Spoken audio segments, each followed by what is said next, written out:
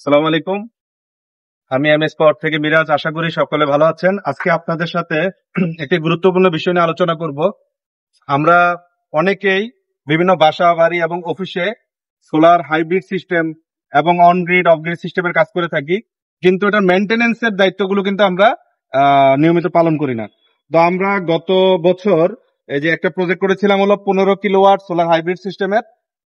এখানে হলো লঞ্জি 555 ওয়াটের প্যানেল আমরা ব্যবহার করেছিলাম। তো ওনাদেরকে যে ইনস্ট্রাকশন গুলো আসলে দেওয়া ছিল ওইভাবে কিন্তু ওনারা এগুলো মানেনি। আমরা ইনভার্টারের রুমেও যাব, আপনাদেরকে দেখাবো আসলে ওনারা কি কি করেছে। হ্যাঁ, তো দেখেন এখানে প্যানেল গুলো গত বছর লাগিয়ে গেছি। ওনাদেরকে কথা ছিল যে এগুলো 3 থেকে 6 মাস পর পর একটু ক্লিনিং করার জন্য। প্যানেলের অবস্থা দেখেন, দেখেন ফুল ডাস্ট, মানে প্রায় 1 mm এর মতো আপনার ডাস্ট পরে আছে হলো প্যানেলের উপরে। এখানে টোটাল আমরা 26টা প্যানেল ব্যবহার করেছি লঞ্জি 555 ওয়াটের। দেখেন প্যানেলের একই অবস্থা, প্রত্যেকটা প্যানেলের একই অবস্থা। আসলে আমাদের নিয়মিত এই প্যানেলগুলো অন্তত মাসে না পারেন 2 মাস বা 3 মাস, অন্তত 6 মাসে একবার হলেও ক্লিনিং করা উচিত। এতে আমাদের প্যানেলের যে এফিসিয়েন্সি বা প্যানেলের যে আউটপুট এটা কিন্তু ভালো থাকবে।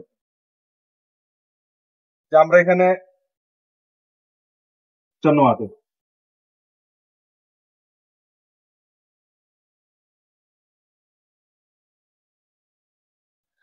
এবং অন্যান্য লাইটিং আইটেম যা কিছু সবকিছু, যেহেতু এটা একটা প্রতিষ্ঠান, আপনার এখানে ওনাদের সমিতি আছে এবং কিছু ছোটখাটো মার্কেটে কিছু দোকানপাট আছে, অফিস আছে, যেগুলো সবকিছু মিলে হলো ওনাদের যতটুকু লোড আমাদের এই সিস্টেমে ওনাদের এনাফ।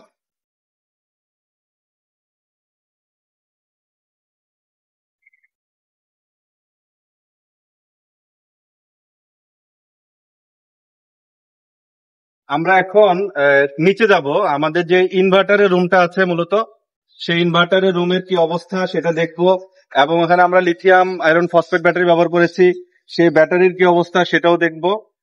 মানে খুবই খারাপ অবস্থা, আমি দেখে আসছি, উপরে ওঠার সময় ব্যাপারটা দেখে আসছি। তো আপনাদেরকে দেখাবো। আসলে এগুলো নিজেদের সম্পদ, অনেক টাকা ইনভেস্ট করতে হয় একটা প্রজেক্টে। এর রক্ষণাবেক্ষণ কিন্তু আমাদেরই করতে হবে, হ্যাঁ, নিজেকেই করতে হবে। কারণ ওয়ারেন্টি পিরিয়ডটা হয়তো বা আপনি সাপোর্ট পাবেন আমাদের কাছ থেকে, কিন্তু ওয়ারেন্টির পরবর্তীতে সাপোর্ট পাবেন না। সেক্ষেত্রে এটা সামান্য একটু ব্যাপার, ক্লিনিং এর জন্য তেমন ঝামেলার ব্যাপার না, যেহেতু আপনাদের বাসায় অনেক লোকজন থাকে অথবা একটা প্রতিষ্ঠানে কিন্তু স্টাফ থাকে, অনেক স্টাফ থাকে। তো ওনাদের মাধ্যমে অন্তত 3 মাস না হয় 6 মাস পর পর একবার হলে ক্লিনিং করলে প্যানেলের এফিসিয়েন্সি বাড়বে। প্লাস ইনভার্টার এবং ব্যাটারির ক্ষেত্রেও ব্যাপার আছে। সেখানে আমি রুমে গিয়ে আপনাদেরকে ওখানকার অবস্থাটা দেখাবো আপনাদের। অন্তত যে ব্রাশ গুলো আমরা যে রং করি, রঙের ব্রাশ দিয়ে অন্তত ব্যাটারি গুলো একটু পরিষ্কার করতে হয় যেখানে ডাস্ট বেশি হয়, এবং ইনভার্টার রুম গুলোকে এভাবে যত্ন সহকারে রাখতে হবে যে ডাস্ট প্রুফ যতটা সম্ভব। হ্যাঁ, ডাস্ট থেকে ইনভার্টারটাকে সেফ রাখতে হবে। এতে আপনার সিস্টেমটা বহু বছর সার্ভিস পাবে। আর না হয় 2 বছর 3 বছর পর কিন্তু বিভিন্ন ধরনের প্রবলেমে পড়বেন, বিভিন্ন ধরনের সমস্যায় পড়বেন। এতে আপনারও যেমন সমস্যা হবে, আমাদেরও সমস্যা, আপনারও খরচ বাড়বে, পরবর্তীতে সার্ভিসের জন্য আপনাদেরও খরচ বাড়বে। তো আমি নিচে গিয়ে আপনাদেরকে ব্যাটারির আমাদের যে রুম এবং আমাদের ইনভার্টার যে রুমে আছে ওই রুমের পরিবেশটা আপনাদেরকে দেখাচ্ছি, এবং ডাস্টের যে সমস্যা ওখানে সেটাও দেখাচ্ছি।